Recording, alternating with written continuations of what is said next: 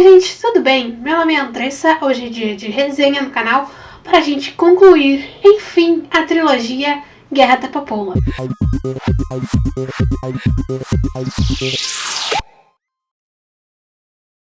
Eu concluí então, esta semana que estou gravando esse vídeo, o livro então Adeus em Chamas, da R.F. Kuang. Esse é o terceiro e último livro da trilogia Guerra da Papoula, que eu comecei a ler no ano passado, se eu não me engano. E aí, no meio, ali em torno de abril, maio, eu li o segundo livro. E agora, então, li a conclusão desta maravilhosa trilogia. Eu, obviamente, acho que como muitos leitores, conhecia Kuang aqui pela trilogia, pelo primeiro livro da Guerra da Papoula. Conheci ouvindo falar, né, dessa trilogia com alguns booktubers aqui que já tinham lido o livro, a trilogia, né, em inglês, antes de lançar no Brasil. E aí quando lançou eu pensei, bom, preciso ler essa trilogia, preciso ler esses livros, e graças a Deus eles foram lançados praticamente um atrás do outro. E julho de 2024 li Adeus em Chamas. Bom, por se tratar do terceiro livro, não tem como não ter spoilers, então já deixo aqui avisado. E aos que não se importam, espero que continue assistindo o vídeo. E quem pretende ler a trilogia, ler esse terceiro livro ainda, guardem ali, deixa salvo, depois vocês voltem aqui pro vídeo e compartilhem comigo também as opiniões de vocês sobre a leitura, tá? Mas vamos para Adeus em Chamas. Já tem vídeo, resenha aqui no canal, né, para os dois primeiros livros, então vou passar rapidamente por cima deles. Primeiro livro, A Guerra da Papoula, que é a introdução da Rin a esse universo, né?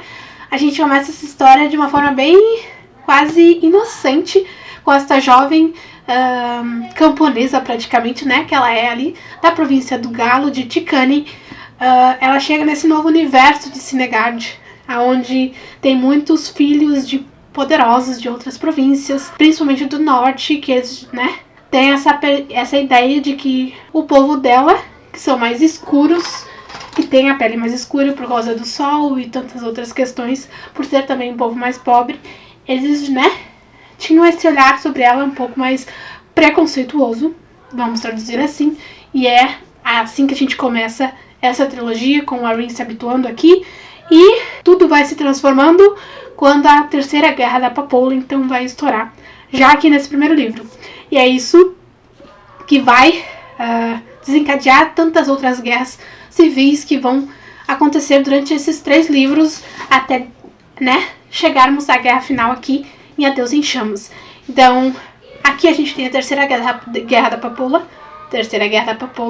e a República do Dragão, que é o segundo livro. A gente tem uma reviravolta, aonde a gente vai conhecer melhor aqui a província do Dragão, então, que é a família do Neza, com o pai dele, que é o Viceroy, que a Rin vai acabar confiando, e muitas coisas vão acontecer, até que tudo vai virar mais uma vez, e novas reviravoltas vão acontecer, e a gente vai começar então Adeus em Chamas, com a Rin fugindo ali da província do Dragão, e rumando então para províncias do sul. Ela vai voltar para sua região, para Tikani. Ela quer voltar para casa, né? Foi só uma introdução, tentando não dar muitos spoilers para vocês, mas enfim, vai ter um pouquinho de spoiler sim, principalmente sobre o final, porque tem muitas considerações sobre isso. Mas Adeus em Chamas então vai começar com a Rin chegando na região sul. Construiu ali uma aliança frágil com os chefes ali dessas regiões, dessas províncias. Se eu não me engano, agora era do Macaco. E aí, ainda não tinham chegado na província do Galo, onde é a casa, é o lar dela, né? Vamos dizer assim. E a Rin tem a grande questão de que esses líderes aqui do sul são muito medrosos. Eles têm muita dificuldade de ir pra cima, ela quer ir pra batalha, ela quer ser general, ela quer liderar exércitos. E isso não acontece no início desse livro, então a gente vê a Rin muito frustrada, porque ela vê, mais uma vez, ela confiando em alguém, em um líder que não merecia sua confiança. E, né, que só queria usar o poder dela e ela que se danasse. Então, a gente vê mais, isso acaba sendo um pouco repetitivo, porque mais uma vez ela confiando em quem não deveria. E aí que vai surgir mais umas questões, mais umas quase reviravoltas, vamos dizer assim, porque aqui no final do segundo livro a gente tem a República, né, que se formou uma república aqui com o exército do Viceroy, que se aliou a um exército, a estes seres do Ocidente, seres de outros países, né? Que vieram então invadindo ali o país dela e querendo dominar tudo, porque eles têm certeza que o povo de Nikan são seres inferiores e eles são mais espertos, mais inteligentes, né? Porque eles têm a divindade deles, o ser criador ali de tudo. E ela, assim como a religião dela, como eles acabam trazendo, né? Eles têm certeza que não passa de... eles têm certeza que ela não é uma xamã, que isso é um monte de besteira e que eles são capazes de... eles vão estudar isso e tem certeza que são capazes de colocar a Rin de volta no lugar dela e outros seres como ela também. Porque, né, para eles, a Rin e todos os outros seres de Nikan são inferiores a eles. É o povo de histeria, inclusive, tá? E eles têm dirigíveis, outras tecnologias mais avançadas do que as pessoas de Nikan, então, né, eles são superiores. Inclusive, muitos personagens aqui vão acabar tendo esse conflito de opiniões que quase se convencem de que talvez esse povo seja certo e eles realmente sejam inferiores pela questão da tecnologia, né? E tem essa coisa de algo que eu achei bem interessante, que a Kwang trabalhou, a questão da religião aqui, porque esse povo que veio de fora quer impor a crença deles nesse povo e, né, torná-los submissos à realidade que esse povo de histeria vive, né? Então, tô chamando de histeria porque começa com H, se pronuncia de outra maneira, vocês me avisem. Mas tem este povo, então, né, que a Rin tem muito ódio disso, porque ela se nega a aceitar que eles sejam inferiores simplesmente por eles serem diferentes, principalmente por elas terem uma pele mais escura, porque isso acaba sendo muito trabalhado aqui, se tornando muito presente nessa história. E essa diferença de povos do sul e povos do norte, que é bem complicado. E aí então a Rin vai acabar sendo traída mais uma vez, e chegamos então a mais um ciclo dessa caminhada da Rin até a batalha final, que ela conhecendo o outro lado da Trindade, que são, né, esses 3 seres xamãs superpoderosos que dominaram Nikan por tantos anos, tantas décadas, né? Que começaram jovens até ali, né, passando pelas primeiras e segundas guerras da Papoula, e a Dagi, que é a serpente, que é, né, que é talvez a mais temida, só que acaba tendo um papel um pouco diferente aqui nesse último livro, assim como o Guardião, que é o Jung, que foi o mestre então da Rin, e tem o Riga, que ele era da província do Dragão, e também um ser muito forte e poderoso, e a gente vai conhecer um pouco mais sobre ele, e como realmente funcionava essa ligação, essa relação desses 3, que a Rin logo vai entender que é um pouco parecida com a própria relação que ela tem com o Kitai, que é o melhor amigo dela aqui nessa história, né, e a sua âncora.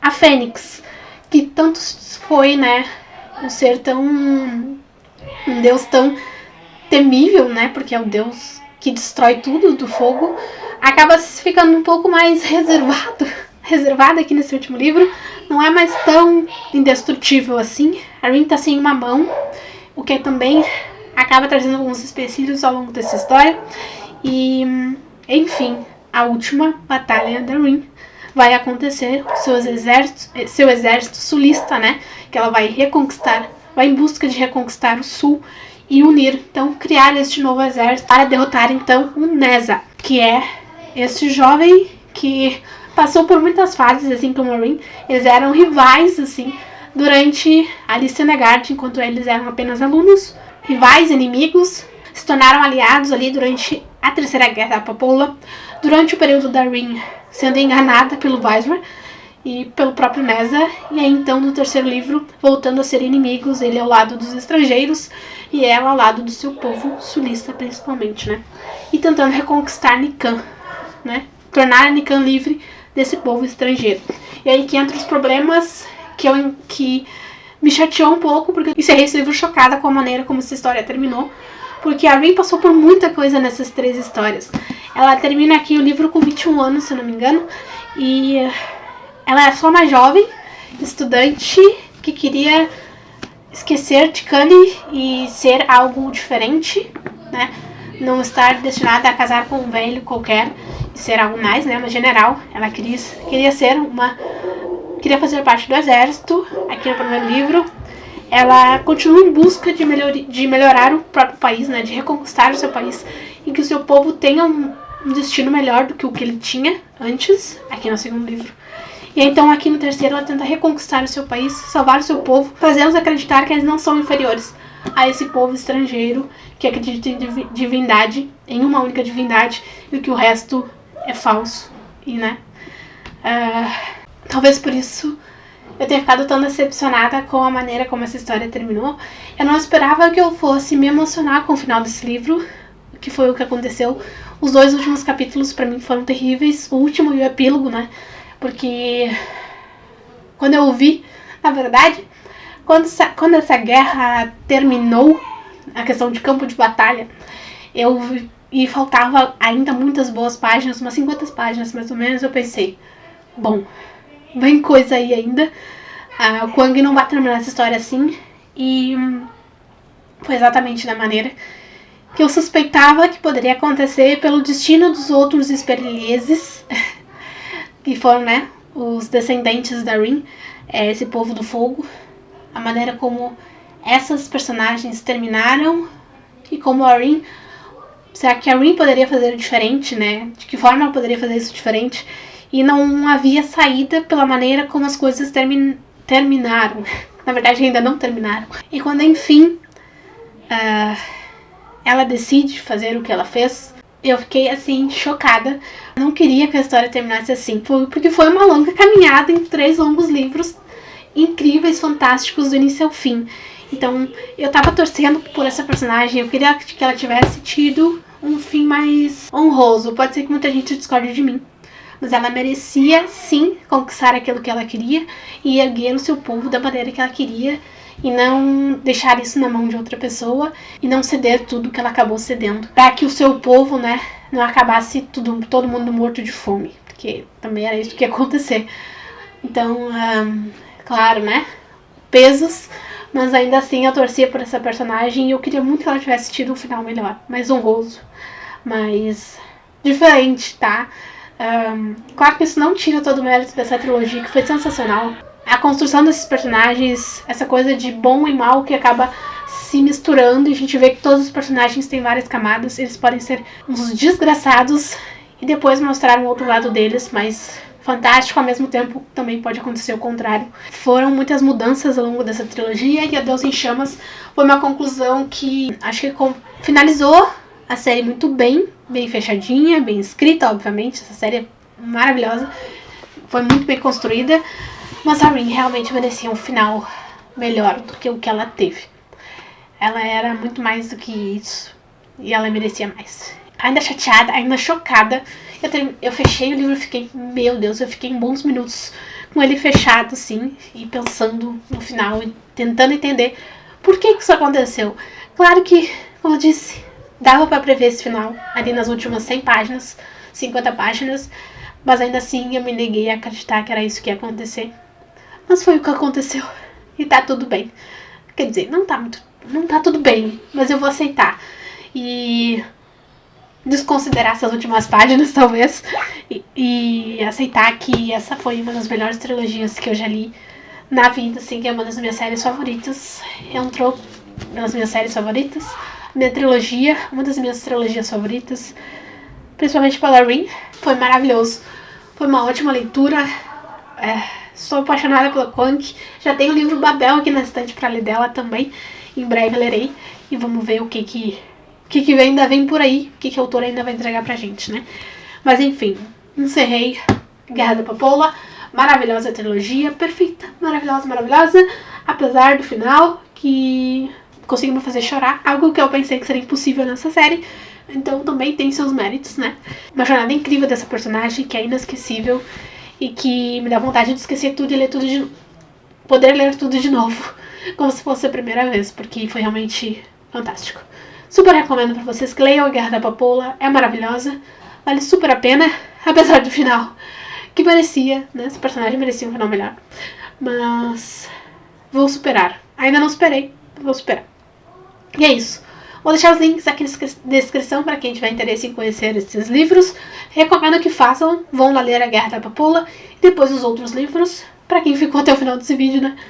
E quem já leu toda essa trilogia, me conta aqui nos comentários o que vocês acharam, sem dar spoilers pra galera, o que vocês acharam no final da Rin. Se vocês acham que ela merecia mais, eu acho. Mas é isso, curtam esse vídeo, compartilhem com os amigos de vocês e não deixem de se inscrever no canal, certo? Um beijo e até a próxima!